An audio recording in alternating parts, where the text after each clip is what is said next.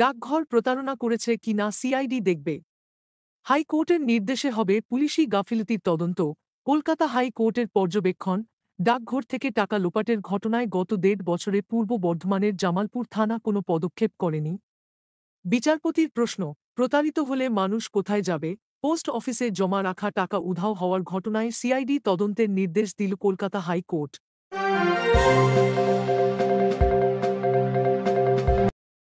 জামালপুর ডাকঘরের বিরুদ্ধে টাকা প্রতারণার অভিযোগ সংক্রান্ত মামলায় বৃহস্পতিবার বিচারপতি তীর্থঙ্কর ঘোষের নির্দেশ, পূর্ব বর্ধমান জেলা পুলিশের বদলে ওই ঘটনার তদন্ত এডিজি, অতিরিক্ত ডিরেক্টর জেনারেল, সিআইডি করবে।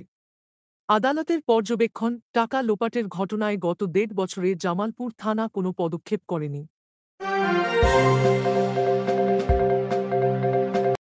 এ প্রসঙ্গে বিচারপতি ঘোষের মন্তব্য, কেন্দ্রীয় সরকারের প্রতিষ্ঠানে টাকা রেখে প্রতারিত হলে মানুষ কোথায় যাবে?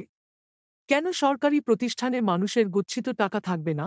প্রসঙ্গত, জামালপুর ডাকঘরে স্থায়ী আমানত হিসাবে ১-২ লক্ষ টাকা জমা রাখলেও তা আর ফেরত পাননি বলে অভিযোগ সুরজিৎ পাল নামে স্থানীয় এক যুবকের। সেই টাকা পাননি বলে তিনি অসুস্থ মায়ের চিকিৎসা করাতেও পারছেন না বলে হাইকোর্টকে জানিয়েছিলেন তিনি। সেই আবেদনের প্রেক্ষিতেই এই নির্দেশ দিয়েছেন বিচারপতি ঘোষ। গত ৩-১ জানুয়ারি এই মামলার শুনানিতে মামলাকারী সুরজিৎ অভিযোগ করেন, ডাকঘর থেকে টাকা ফেরত না পেয়ে থানায় অভিযোগ জানিয়েও কাজ হয়নি। সেদিন বিচারপতি ঘোষ নির্দেশ দিয়েছিলেন, ওই ঘটনায় কী তদন্ত হয়েছে, কী পদক্ষেপ করেছে পুলিশ, ১ সপ্তাহের মধ্যে তা জানাতে হবে।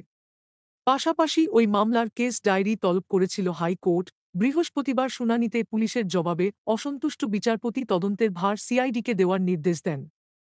২০২১ সালে ডাকঘরে ১-২ লক্ষ টাকা জমা দিয়েছিলেন সুরজিতের বাবা মৃৎশিল্পী রঞ্জিত পাল। ২০২২ সালে অসুস্থ মায়ের চিকিৎসা করার জন্য ওই টাকা তোলার চেষ্টা করেন সুরজিৎ। তাঁর ফলের ব্যবসা রয়েছে। সুরজিতের আইনজীবী উদয়শঙ্কর চট্টোপাধ্যায় জানিয়েছেন, পোস্টমাস্টার সেই টাকা দেননি। পোস্ট অফিসের বিরুদ্ধে জামালপুর থানায় অভিযোগ দায়ের করা হয়। পুলিশ কোনো পদক্ষেপ করেনি বলে মামলাকারীর অভিযোগ।